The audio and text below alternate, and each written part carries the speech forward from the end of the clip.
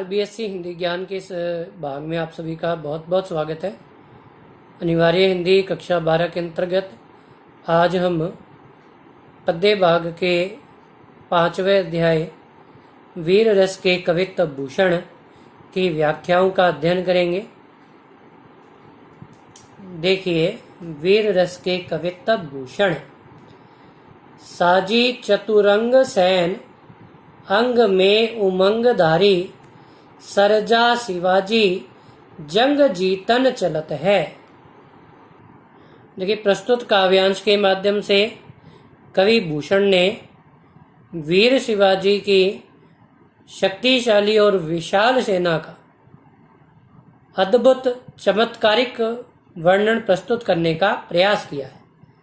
देखिए, साजी अर्थात सजाकर, चतुरंग अर्थात 4 अंगों वाली, सैन अर्थात सेना, अंग अर्थात प्रत्येक अंग में, उमंग अर्थात उत्साह, धारी अर्थात धारण करते हुए, सरजा अर्थात शक्तिशाली, शिवाजी अर्थात शिवाजी जंग जीतन चलत है, जंग जीतने को जा रहे हैं।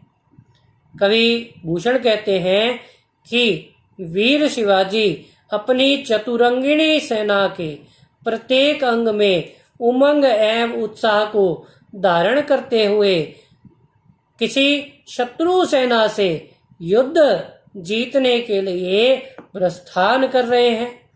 भूषण बनत, कवि भूषण बनत अर्थात कहते हैं नाद बिहद नगारण के, नाद अर्थात स्वर लहरी, बिहद अत्यधिक नगारण के, कि नगाड़ों की अत्यधिक ध्वनि सुनाई दे रही है, अर्थात उस विशाल सेना के प्रस्थान करते हुए नगाड़ों की अत्यधिक ध्वनि सुनाई दे रही है। नदी नद मद गैबरण के रलत है, गैबरण अर्थात हाथी, मद अर्थात मदधारा अर्थात उनके पसीने से टपकने वाली जो बूंदें हैं उससे नदी नद की नदियां और नाले रलत हैं अर्थात बहने लगते हैं। ऐल फैल खैल बैल खलक में गैल गै, गैल गैल अर्थात गली गली में, ऐल फैल अर्थात फैली होने के कारण, खैल बैल अर्थात खलबली मची हुई है, खलक अर्थात समूह की इतनी विशाल सेना के फैली होने के कारण गली गली में उस समूह का ही शब्द सुनाई दे रहा है। गजन की ठैल पैल सैल उलसत है, कि हाथियों की ठैल पैल से ऐसा प्रतीत होता है कि जैसे पर्वत उखड़ गए हैं, अर्थात पर्वतों के उखड़ने की सी ध्वनि उत्पन्न होती है। तारा सो तरणी दूरी दारा में लगत जिमी, कि इतनी विशाल सेना के चलने के कारण दूरी दारा अर्थात धूल से उत्पन्न हुए गुबार के कारण सूर्य भी तारे के समान चमकता हुआ सा प्रतीत होता है। थारा पर पारा पारावार यूं हलत है, और थारा अर्थात थाली में, पारा अर्थात पारा, पारावार अर्थात समुद्र, कि समुद्र का जल भी उस विशाल सेना से उत्पन्न हुई धूल के कारण थाली में रखे किसी पारे के समान हिलता हुआ सा प्रतीत होता है, अर्थात जल भी हिलोरे लेता है।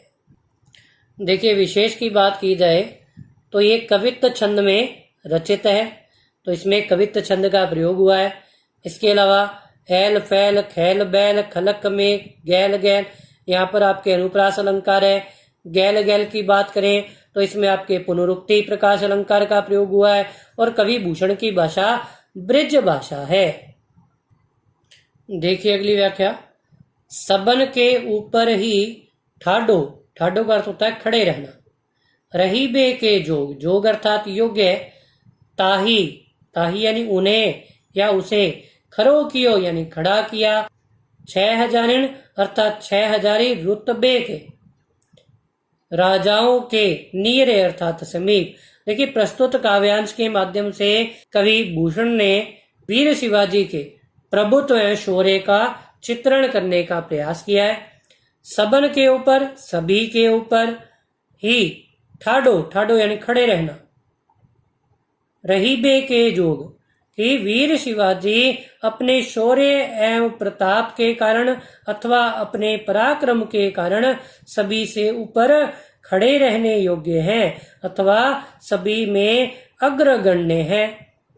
ताही खरो कियो 6000 के नीरे कि औरंगजेब ने जब वीर शिवाजी को दिल्ली बुलाया तो उन्हें अपने साम्राज्य में 6000 रुतबे वाले छोटे राजाओं के समीप खड़ा कर दिया।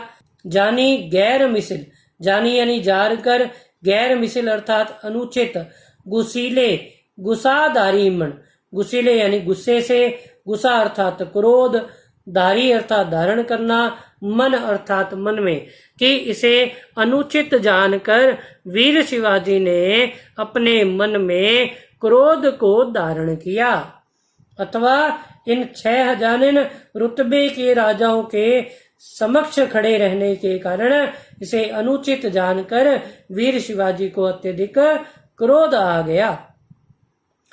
किन्हो ना सलाम ना बचन बोले सियरे, और इसी कारण वीर शिवाजी ने औरंगजेब को ना तो सलाम किया, ना ही उसका अभिवादन किया, ना ही मीठे वचन बोले अथवा शीतल वचनों का प्रयोग किया। भूषण बनत, कवि भूषण कहते हैं महावीर बलकन लाग्यो,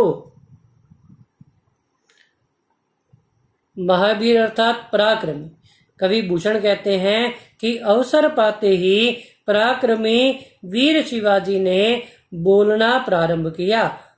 सारी पातशाही के उड़ाए गए जीरे और वहां उपस्थित सभी राजाओं के हृदय अत्यधिक भयभीत हो गए।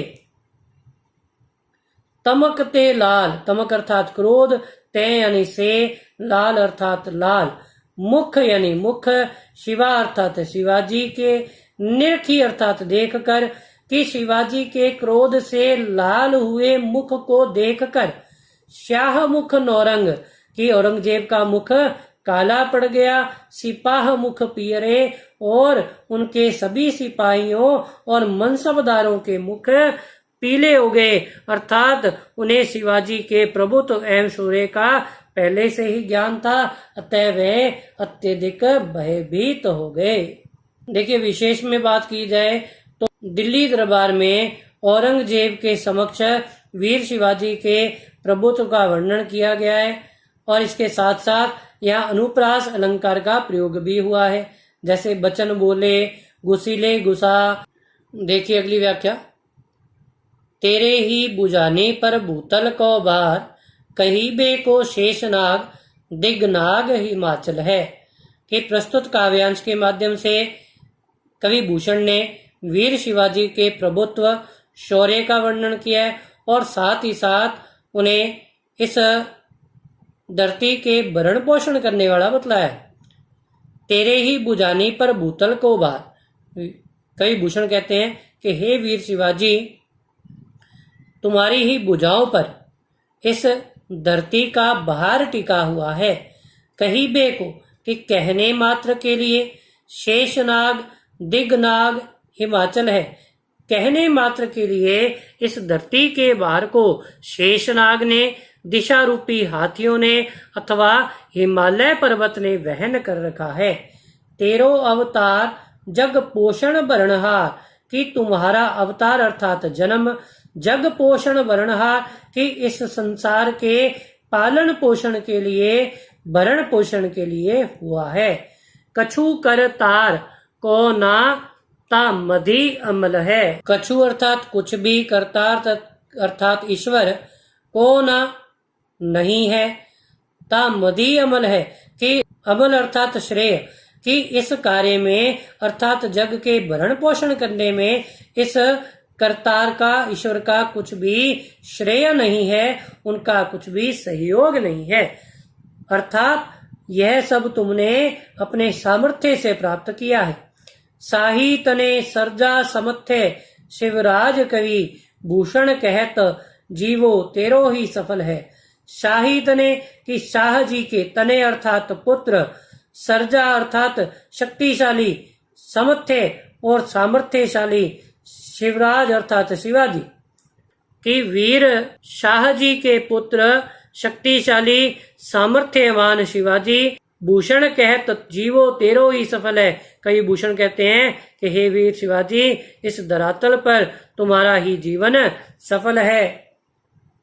तेरो करबाल, करबाल अर्थात कृपाण, करे मलेच्छन को कहा कि तुम्हारी जो तलवार है वह मुगलों के लिए काल स्वरूपा है, अर्थात मुगलों के लिए काल का कार्य करती है। बिन काज होत काल बदनाम है कि इस धरातल पर दुष्ट और पापियों का अंत करने के लिए व्यर्थ में ही काल को बदनाम किया जाता है। यह कार्य तो तुम्हारी तलवार ही कर रही है। देखिए, यहाँ पौराणिक मान्यताओं के माध्यम से वीर शिवाजी के शौर्य को और उनके सामर्थ्य को चित्रित करने का प्रयास किया है। इसके साथ साथ अनुप्रास अलंकार का कछु कर तार को ना मदी अमल है।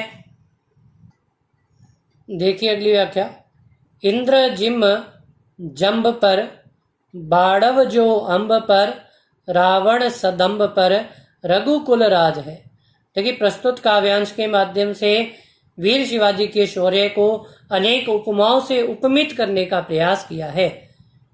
इंद्र अर्थात देवराज इंद्र, जिम अर्थात जैसे, जंब अर्थात जंबासुर, पर अर्थात पर।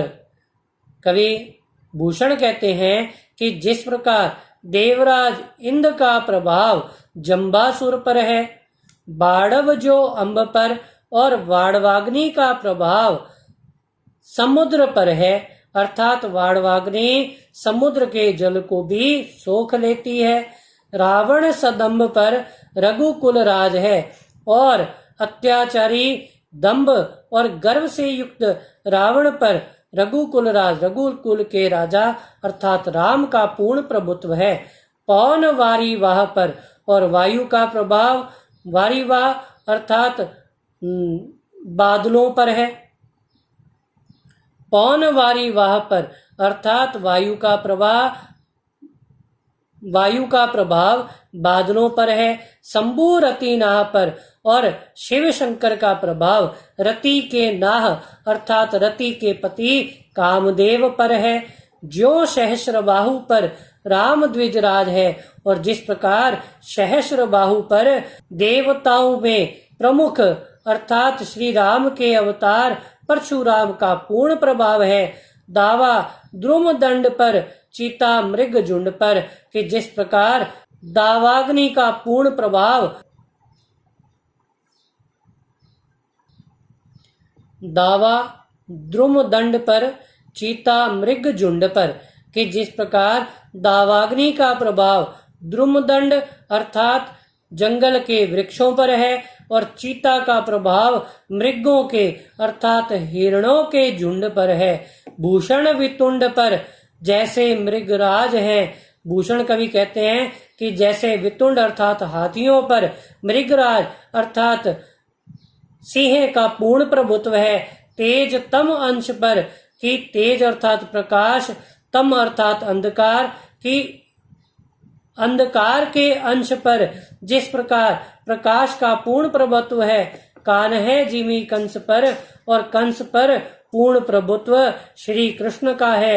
ऐसे ही मलेच्छ वंश पर शेर शिवराज है कि मलेच्छों के वंश पर अर्थात मुगलों के वंश पर शेर के समान प्रतापी शिव का अर्थात शिवाजी का पूर्ण प्रभुत्व एवं प्रभाव स्थापित है। अर्थात मुगल आक्रांता सदैव शिवाजी से भयभीत रहते हैं। गरुड़ को दावा जैसे नाग के समूह पर, दावा नाग जूह पर, सिंह सिरताज को। देखिए, प्रस्तुत काव्यांश के माध्यम से भी कवि भूषण ने अनेक उपमाओं के माध्यम से वीर शिवाजी के शौर्य को चित्रित करने का प्रयास किया है। कवि भूषण कहते हैं कि जिस प्रकार पक्षीराज गरुड़ का पूर्ण प्रभुत्व नाग जाति के समूह पर सदैव स्थापित रहा है, दावा नागजूह पर सिंह सिरताज को, जिस प्रकार नागजूह अर्थात हाथियों के झुंड पर सिंह का पूर्ण प्रभुत्व है, दावा पुरुहूत को पहाड़न के कुल पर, कि जिस प्रकार इंद्र का पूर्ण प्रभाव पहाड़ों के कुल पर है, दावा सबे पक्षिण के गोल पर बाज को, कि जिस प्रकार पक्षियों के गोल अर्थात समूह पर बाज का पूर्ण प्रभुत्व है, भूषण अखंड नवखंड महिमा मंडल में, कि इसी प्रकार कवि भूषण कहते हैं कि अखंड 9 खंडों में विभाजित इस धरातल पर, इस पृथ्वी पर स्थापित होने वाले अंधकार पर दावा रवि किरण समाज को, कि सूर्य की किरणों का पूर्ण प्रभुत्व है, अर्थात अंधकार को भी सूर्य की किरणें समाप्त कर देती हैं। पूर्ण पछाह देश दक्षिण ते उत्तर लो, जहां पातशाही तहा दावा शिवराज को। कवि भूषण कहते हैं कि पूर्व से पश्चिम दिशा अथवा दक्षिण से उत्तर दिशा की चाहे किसी भी सीमा अथवा राज्य की बात कर लें, जहां पातशाही की, जहां पर मुगलों का प्रभुत्व है, तहां दावा शिवराज को, अर्थात वहां शिवाजी ने अपने पूर्ण प्रभुत्व से उस स्थान को भी अपने अधीन करने का सामर्थ्य रखा है। आशा करता हूं कि कवि भूषण की सभी व्याख्याएं आपको भली भांति समझ में आई होंगी। यदि यह अंश आपको उचित लगा हो तो चैनल को लाइक और सब्सक्राइब करना ना भूलें। इससे पूर्व के अध्याय जिनकी व्याख्याओं का अध्ययन करवाया जा चुका है उनका विवरण आपको इस वीडियो के डिस्क्रिप्शन में प्राप्त हो जाएगा। धन्यवाद।